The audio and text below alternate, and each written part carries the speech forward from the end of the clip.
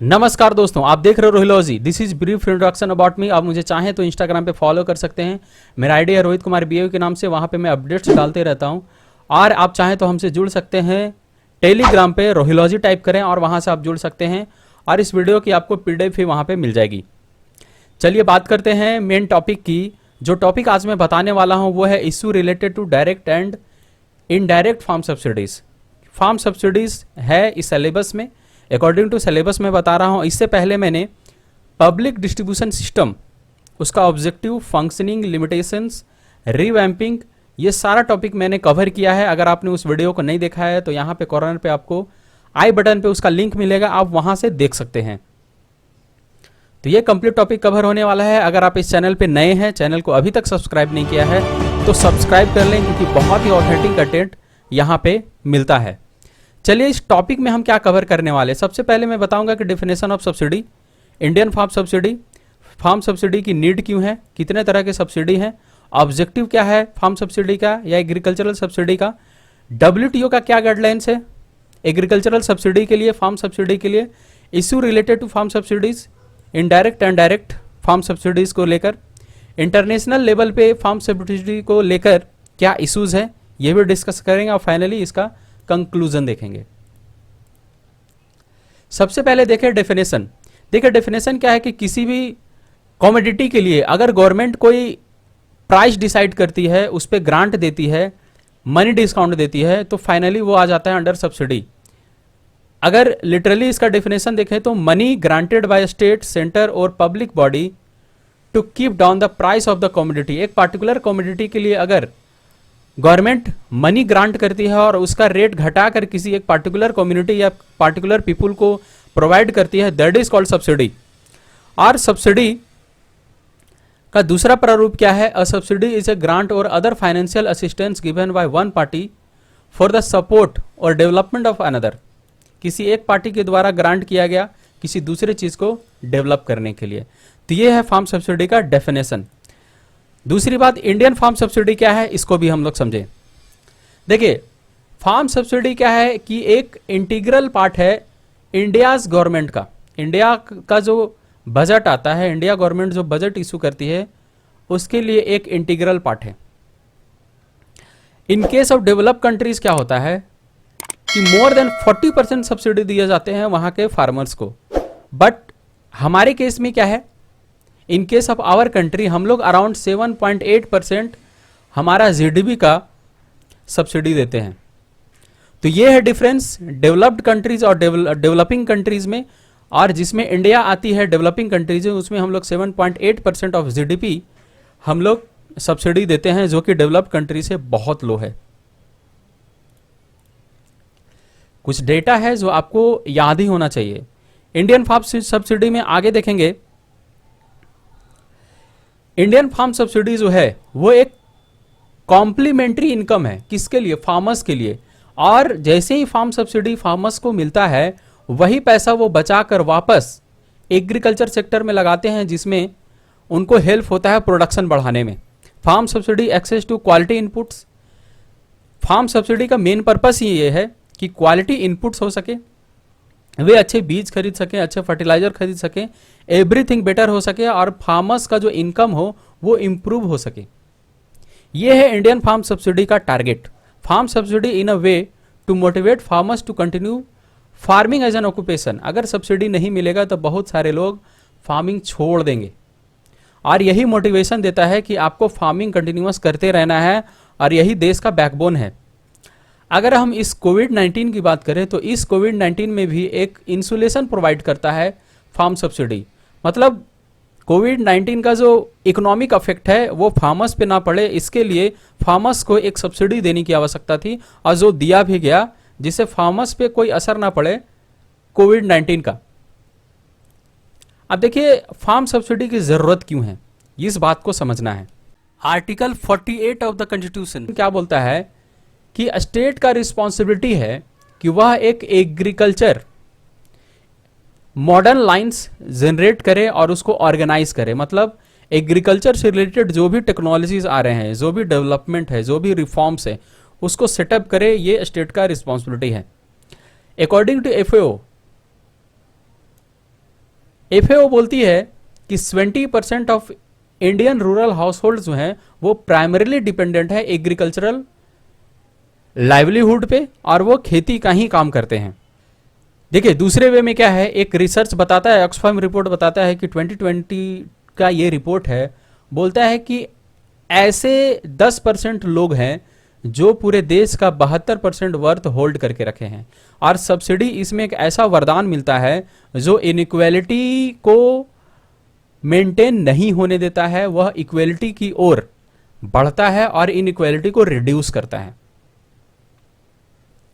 दूसरा चीज ये है, क्यों नीड है, क्योंकि देखिए फार्मर्स के साथ क्या प्रॉब्लम है कि जो नॉन फार्मर्स हैं उससे 1/3 इनकम है फार्मर्स का। सोचिए कि कितना डिफरेंस है, जो फार्मिंग कर रहे हैं और जो नहीं फार्मिंग कर रहे हैं उसका इनकम फार्मर से 3 गुना ज्यादा है। तो लोग फार्मिंग क्यों करेंगे? तो इसी वजह से जरूरत है फार्म सब्सिडी की। नीड यहीं पे पड़ती है कि अगर हम आपको सब्सिडी देते हैं तो हो सकता है आपको मोटिवेशन मिले और आप फार्मिंग ऑक्यूपेशन को कंटिन्यू रखें। चलिए अब आगे बात करेंगे कि अगर सब्सिडी को एक पॉलिसी के रूप में लें तो इसका क्या बेनिफिट है। देखिए, इंड्यूसिंग हायर कंजम्पशन या प्रोडक्शन, इसको बढ़ावा देता है, इंड्यूस करता है। उसके बाद achievement of social policy objective including redistribution of income, जैसा कि मैंने बताया कि पॉपुलेशन कंट्रोल भी हो सकता है और इनकम का रीडिस्ट्रीब्यूशन भी हो सकता है। जो देश के 10% लोग देश का 72% वर्थ कलेक्ट करके रखे हैं, इस सब्सिडी के थ्रू रीडिस्ट्रीब्यूशन हो पाता है। उसके बाद अगला पर्पस क्या है, ये हेल्प करता है कंट्रोल करने में और प्राइस को मेंटेन करने में। ठीक है, प्राइसेस को मेंटेन करता है। चलिए अगला पॉइंट देखते हैं कि जहां पे फूड सबका बेसिक राइट है वहां पे आप सब कुछ मार्केट पे नहीं छोड़ सकते हैं। मतलब साफ है ये कि अगर फूड बेसिक नीड है तो उस पर अगर सब्सिडी नहीं दी जाएगी तो सबको यह उपलब्ध नहीं हो पाएगा। यह है मेन इसका टारगेट।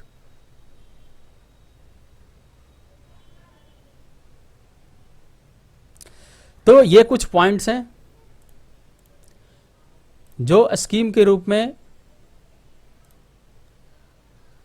काम आता है।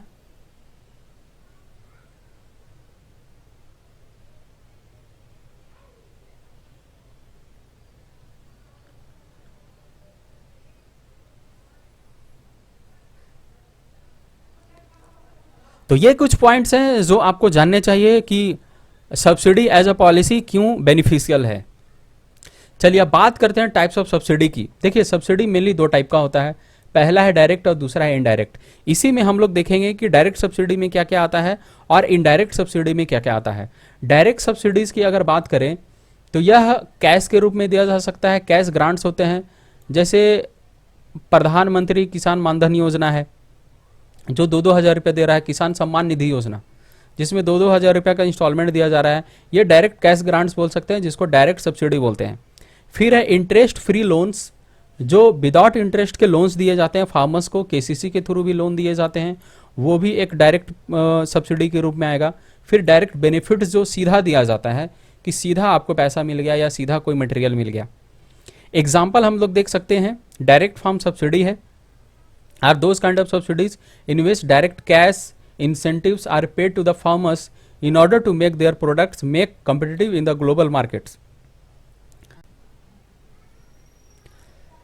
तो ये सब चीजें हैं डायरेक्ट सब्सिडी में आता है। सबसे बड़ा चीज है cash grants, interest free loans और डायरेक्ट बेनिफिट्स जो रूरल पीपुल्स को मिलता है और इससे ज्यादा बेनिफिट मिल पा रहा है। चलिए आगे बात करेंगे इनडायरेक्ट सब्सिडीज की। देखिए इनडायरेक्ट सब्सिडीज में क्या क्या आता है, ये प्रोवाइड किया जाता है in terms of tax breaks, insurance, low interest loans, इसी में केसीसी आता है। उसके बाद डेप्रिसिएशन राइट ऑफ्स आते हैं, जो भी मशीनरी खरीदते हैं उस पे रेंट रिबेट्स आता है, रेंट रिबेट्स आता है। और भी बहुत सारे इनडायरेक्ट फैसिलिटीज हैं जो इनडायरेक्ट सब्सिडीज दिया जाता है, जैसे कि reduction in irrigation and electricity bills, fertiliser subsidy, seeds and pesticide subsidy. तो ये सब चीज़ें हैं। अगर एग्रीकल्चर पे कुछ खर्च भी हो रहा है, जैसे कि रिसर्च पे खर्च हो रहा है, एग्रीकल्चरल रिसर्च पे खर्च हो रहा है, इन्वायरमेंटल असिस्टेंस पे खर्च हो रहा है, फार्मर ट्रेनिंग पे खर्च हो रहा है, ये सब सारे आते हैं इनडायरेक्ट फार्म सब्सिडीज में। चलिए फार्म सब्सिडी में आगे बात करेंगे फर्टिलाइजर सब्सिडी की। ये देखिए इनडायरेक्ट फार्म सब्सिडी में आता है। इनडायरेक्ट में क्यों आता है? क्योंकि गवर्नमेंट जो है वो सीधा फर्टिलाइजर मैन्युफैक्चरर को सब्सिडी का अमाउंट देती है। अब सब्सिडी इसमें कैसे डिसाइड होता है? देखिए सपोज कि अभी डीएपी का प्राइस चल रहा है 1900 और जनरली अभी ये है भी सब, ये है 1900 डीएपी का प्राइस जो मैन्युफैक्चरर किसान को बेचना चाह रही है 1900 में, मतलब मैन्युफैक्चरर जो है उसको 1900 कॉस्ट पड़ रहा है, मतलब सारा कुछ लेकर वो 1900 ले रही है। 1200 रुपये में किसानों को देना है, तो इसका जो डिफरेंस अमाउंट है, डिफरेंस अमाउंट कितना है? 700। तो ये 700 जो है वो मैन्युफैक्चरर को गवर्नमेंट ऑफ इंडिया गवर्नमेंट देगी सब्सिडी के रूप में। तो यही सब्सिडी वाला अमाउंट दिया जाता है सीधा मैन्युफैक्चरर को। अगर सीधा किसान को दिया जाता तो वो डायरेक्ट सब्सिडी होता, और ये मैन्युफैक्चरर को देती है तो यह है इनडायरेक्ट सब्सिडी। तो 700 रुपया दिया जा रहा है। पहले डीएपी का दाम था 1200 रुपया, उसमें से 500 रुपया सब्सिडी था, उसमें से 500 रुपया सब्सिडी था, तो ये 700 रुपया अभी बढ़ाया गया है। अब पहले से 500 रुपया सब्सिडी था, तो मतलब टोटल 1200 सब्सिडी के रूप में गवर्नमेंट देती है मैन्युफैक्चरर को फर्टिलाइजर के लिए। ये है टोटल सब्सिडी का अमाउंट। तो इस तरह से सब्सिडी कैलकुलेट होता है। इस सब्सिडी का मेजर बेनिफिट क्या है? इस सब्सिडी का मेजर बेनिफिट है कि जो मैन्युफैक्चरर है फर्टिलाइजर्स के उसको एक रीजनेबल रिटर्न्स मिल सके, क्योंकि किसान नहीं दे पाएंगे उतना अमाउंट, तो उसको गवर्नमेंट सब्सिडी के रूप में देती है। फर्टिलाइजर का रेट जो डिसाइड है या जो उसका रेट चलता है मार्केट में, उसमें स्टेबिलिटी हो, फिर फार्मर्स को अवेलेबल हो सस्ते दरों पे और ज़्यादातर उसको मिल पाए। यह है इसका मकसद फर्टिलाइजर सब्सिडी का। आगे बात करते हैं इरिगेशन सब्सिडी का। देखिए इरिगेशन सब्सिडी में क्या है, मेन पॉइंट्स को हम लोग समझते हैं। इरिगेशन सब्सिडी में क्या है कि इरिगेशन फैसिलिटी अवेल कराने में जो गवर्नमेंट का खर्चा है, मतलब इरिगेशन फैसिलिटी अवेल कराने के लिए जो इंफ्रास्ट्रक्चर गवर्नमेंट सेटअप कर रही है और जो चार्ज कर रही है इरिगेशन के लिए फार्मर से, सीधे सीधे तौर पे आप समझिए कि गवर्नमेंट अगर कोई कैनाल बनाती है, उस कैनाल पे अगर खर्चा उसका जो भी आए, मान लीजिए कि 1 हेक्टेयर उसको इरिगेट करने में लागत आ रहा है 100 रुपया, अगर वो फार्मर से लेती है मात्र 10 रुपया, तो 90 रुपया सब्सिडी के रूप में दे रही है। सीधा सीधा बात है। अगर कोई कैनाल बनाया है, अगर डीवीसी बनाती है या कोई भी बनाती है, सपोज कोई भी बनाती है, अगर उसको 100 रुपया लागत पड़ रहा है तो वो चाहेगा कि किसान से हम 100 रुपया लें इरिगेशन फैसिलिटी देने के रूप में।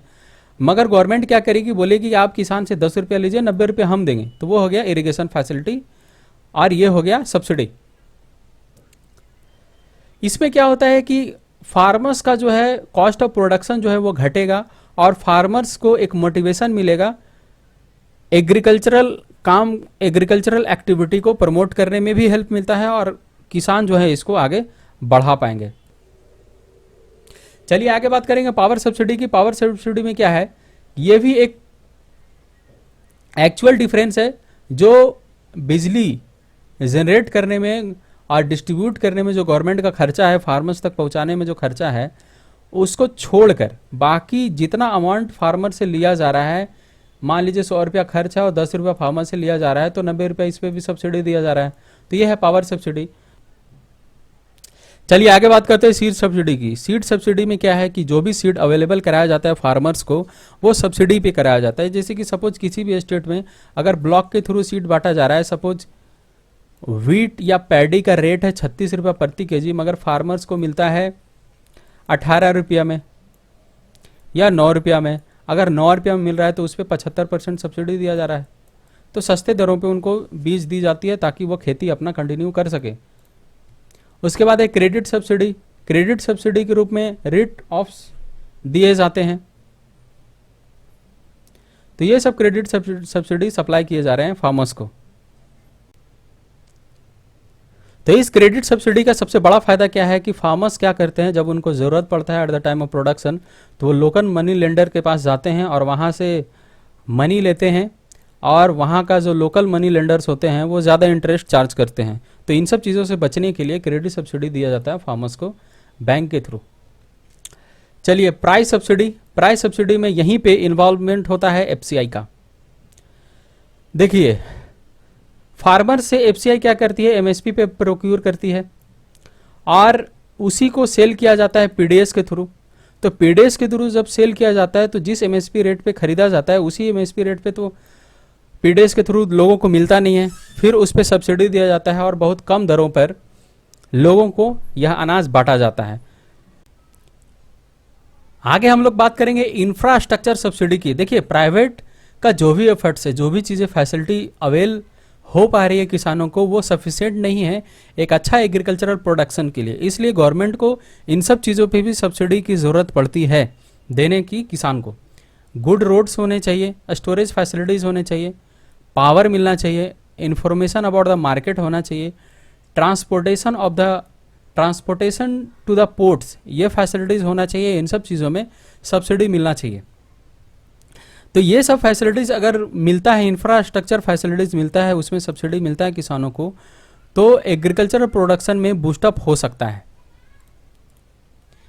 बाकी जो भी सब्सिडी है उन सब से अलग है इंफ्रास्ट्रक्चर सब्सिडी। किस मायने में अलग है कि अगर कोई भी एग्रीकल्चरल प्रोडक्ट्स अगर फॉरेन मार्केट में बेचा जाता है तो पर्सनली वो आदमी पैसा कमाता है, साथ ही साथ देश को भी एक फॉरेन एक्सचेंज मिलता है, इससे फायदा होता है। बट वहां तक सपोर्ट करना है इंडियन गवर्नमेंट को या किसी भी गवर्नमेंट को, वहां तक सपोर्ट करना है जहां तक डोमेस्टिक इकोनॉमी को लॉस ना हो, मतलब एक लिमिटेशंस रखी जाती है। इन्हीं सब चीज़ों को देखते हुए डब्ल्यूटीओ ने कुछ नियम बना कर रखा है, वो मैं आगे बताऊंगा। तो इस तरह से इंफ्रास्ट्रक्चर सब्सिडीज दिया जाता है। अब बात करेंगे आगे एग्रीकल्चरल सब्सिडी या फार्म सब्सिडी का ऑब्जेक्टिव क्या है। सबसे पहला ऑब्जेक्टिव है इकोनॉमिक ऑब्जेक्टिव। इकोनॉमिक ऑब्जेक्टिव में क्या है कि एग्रीकल्चरल प्रोडक्शन को लेकर लोगों में जागरूकता आएगा, लोग प्रोडक्शन करेंगे, फार्मिंग को छोड़ेंगे नहीं। फिर दूसरा चीज़ क्या होगा कि हायर कॉस्ट को लेकर प्रॉब्लम नहीं होगा, इनपुट कॉस्ट कम लगेगा और किसान इसको एडॉप्ट करेंगे। फर्टिलाइजर सब्सिडी दिया जाता है। क्यों दिया जाता है? इसका दूसरा ऑब्जेक्टिव है कि सॉइल डिग्रेडेशन को मेंटेन किया जाए, सॉइल का जो फर्टिलिटी है वो मेंटेन रहे। इन सब चीज़ों को भी ध्यान में रखकर ये सब चीज़ें की जा रही है। उसके बाद सोशल ऑब्जेक्टिव क्या है? सोशल ऑब्जेक्टिव है कि सोशल इक्विटी बने। मैंने पहले भी बताया कि जो वेल्थ का डिस्ट्रीब्यूशन है, 10% लोगों के पास 72% जो वेल्थ है उसका इक्वल डिस्ट्रीब्यूशन हो पाए और इनइक्वालिटी धीरे धीरे खत्म हो। चलिए आगे देखेंगे डब्ल्यूटीओ एंड एग्रीकल्चरल सब्सिडीज या फार्म सब्सिडीज। देखिए, डब्ल्यूटीओ ने एक सीलिंग सेटअप करके रखा है डायरेक्ट एंड इनडायरेक्ट सब्सिडीज के लिए for developing and developed Nations. इन्होंने इसलिए सेटअप किया है ताकि जो फ्री मार्केट है, पूरे वर्ल्ड में जो फ्री मार्केट चलते हैं उसको कहीं हार्म ना पहुंचे और वो कहीं डिस्टॉर्ट ना हो। तो इस वजह से इन्होंने ऐसा कुछ सीलिंग सेटअप करके रखा है। वो सीलिंग क्या है वो भी देखेंगे। उससे पहले इस पे एक बहुत अच्छा सजेशन दिया गया था मोंटेक सिंह अहलूवालिया कमेटी के द्वारा, जो डिप्टी चेयरमैन है प्लानिंग कमीशन के। उन्होंने बोला कि जो इलेक्ट्रिसिटी बिल का जो सब्सिडी है, जो इलेक्ट्रिसिटी पावर प्रोड्यूस करने वाले कंपनीज को देते हैं, उसको ना देकर सीधा हम फार्मर्स को दें स्मार्ट कार्ड के थ्रू, और वो स्मार्ट कार्ड जो होगा यूनिक आइडेंटिफिकेशन नंबर से लिंक्ड होगा। तो इस तरह से अगर हम देंगे तो हो सकता है कि इसमें हम ज़्यादा पारदर्शिता रखें और अच्छा से इसका इम्प्लीमेंटेशन हो पाए। इंडिया का क्या खर्च होता है इन सब सब्सिडीज़ के ऊपर? देखिए, ऑलमोस्ट हर साल या हर बजट पे 1,60,000 करोड़ से भी ज़्यादा, रफली 2% बोल सकते हैं हम जीडीपी का, सब्सिडीज़ के रूप में जाता है। अगर ओवरऑल ऑफ सब्सिडी की बात करें, क्योंकि ये बात कर रहा है सिर्फ ऑल इनडायरेक्टली सब्सिडी का, इनडायरेक्ट सब्सिडी का। शुरू में मैंने बताया कि ओवरऑल 7.8% के आसपास सब्सिडी के रूप में चला जाता है। तो ये सब दिया जाता है ताकि एग्रीकल्चरल एक्टिविटीज़ को बूस्टअप मिल सके और एग्रीकल्चर का अच्छा खासा ग्रोथ हो। जितना भी सब्सिडी दिया जाता है उसमें से 2/3 सब्सिडी जो है सीधा चला जाता है फर्टिलाइजर सब्सिडी में, क्योंकि इसमें अमाउंट ज़्यादा है।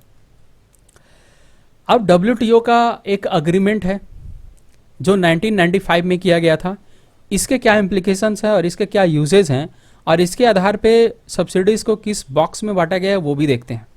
तो डब्ल्यूटीओ के टर्मिनोलॉजी में अगर बात करें तो ये कहता है कि agricultural subsidies have been segregated, अलग अलग भाग में बांटा गया है इनटू वेरियस बॉक्सेस। सबसे पहला बॉक्स है ग्रीन बॉक्स सब्सिडी।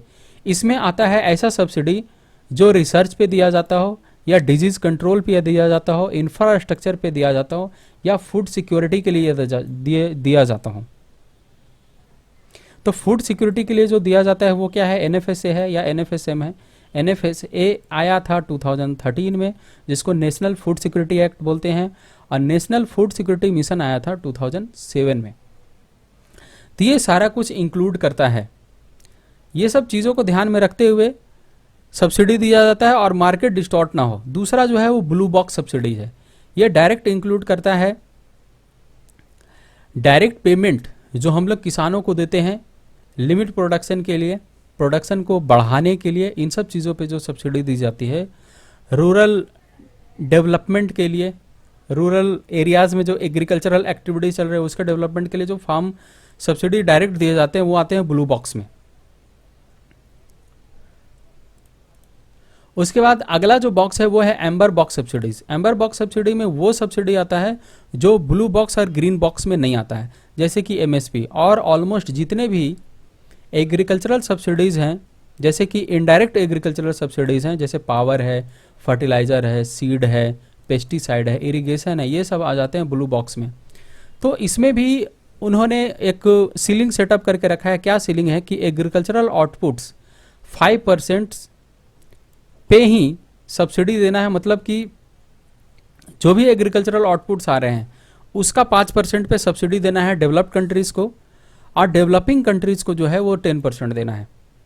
तो इंडिया ने क्या किया है कि इस पर इंसिस्ट भी किया है। कुछ चीज़ें हैं जो जैसे कि बोलता है, अदर कंट्रीज़ बोलता है कि आप सब्सिडीज ज़्यादा दे रहे हैं या सब्सिडी दे रहे हैं जिससे हमारा जो ओपन मार्केट है वो हार्म पहुंच रहा है। तो उन्होंने, इंडिया ने ये बात रखा भी है, इंसिस्ट भी किया है और बोला कि एग्रीकल्चरल सब्सिडी का जो स्ट्रक्चर है, आप लोग जो डेवलप कंट्रीज अभी भी मोर देन 40% भी सब्सिडी दे देते हैं, किसी किसी चीज़ पे 200 सब्सिडी भी दे देते हैं। अगर आप वो दे रहे हैं तो हम डेवलपिंग कंट्रीज हैं तो हम क्यों नहीं देंगे।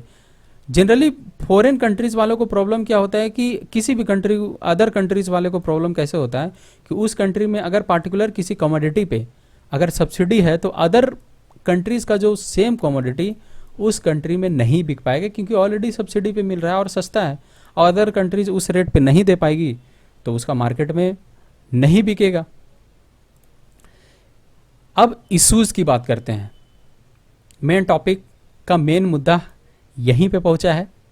तो issue related to farm subsidies क्या है। सबसे पहला इशू जो है ये है कि गवर्नमेंट हर साल क्या करती है बजट के थ्रू, ये 18-19 का बजट का मैं बात कर रहा हूँ और इकोनॉमिक सर्वे 2018, क्योंकि देखिए जब नोटिफिकेशन आया तो आपसे हो सकता है कि 18-19 का ही डाटा पूछा जाएगा और ऑलमोस्ट सब यही है, सिर्फ बेसिक कॉन्सेप्ट को समझना है।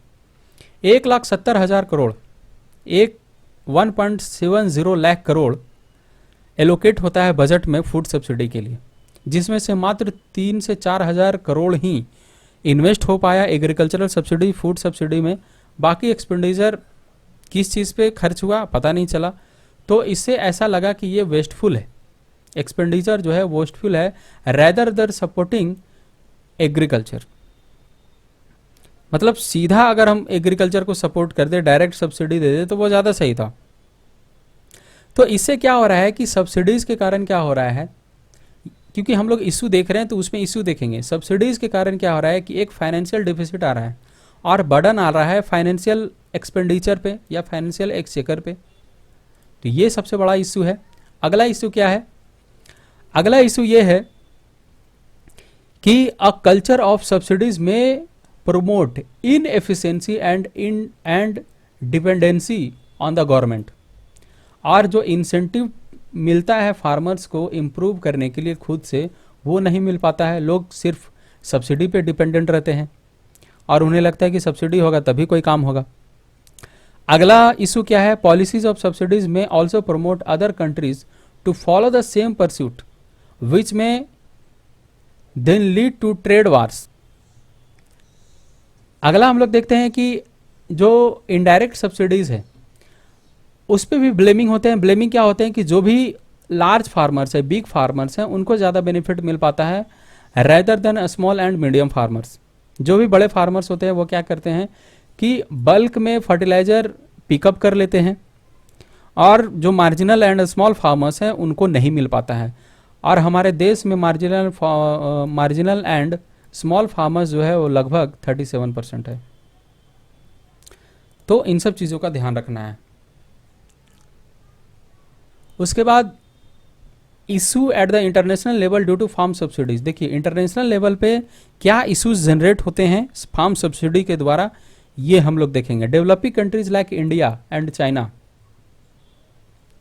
ये एक एफोर्डेबल कंडीशन में नहीं है कि वो एएमएस कर सके, मतलब अग्रीगेट मेजर्स ऑफ सपोर्ट, मतलब कि हो सकता है कि वो फुल सब्सिडी नहीं दे पाएं या सब्सिडी हटा पाएं, ये दोनों में से कोई चीज़ नहीं कर पाएंगे।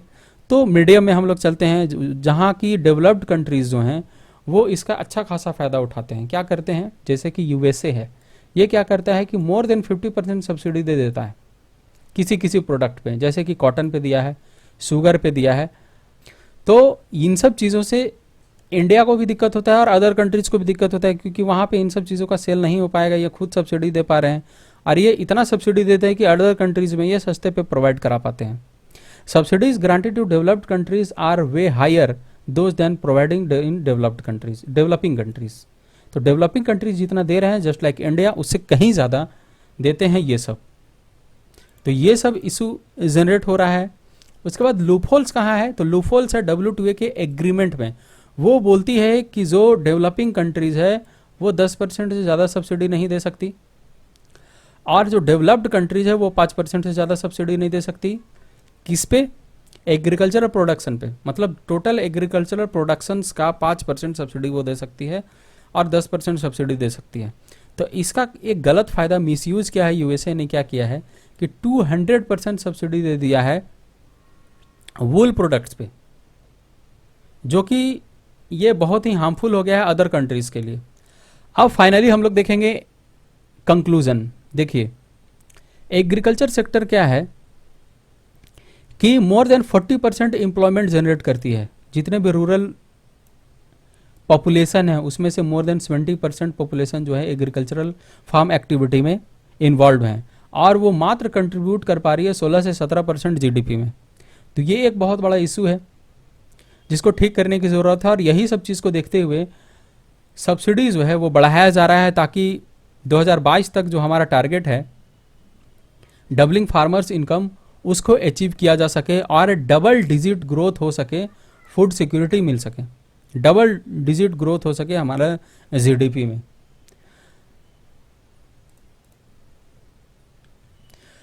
तो ये था फाइनल टॉपिक, सारे चीज़ मैंने कवर किया है। अगर आपने को वीडियो अच्छा लगा हो तो प्लीज़ चैनल को सब्सक्राइब करें और मुझे बताएं कि आगे कौन से टॉपिक पे वीडियो बनाया जाए, मैं फिर उस पर वीडियो बनाऊंगा। फिलहाल इतना ही, मिलते हैं किसी अगली वीडियो में। Bye bye.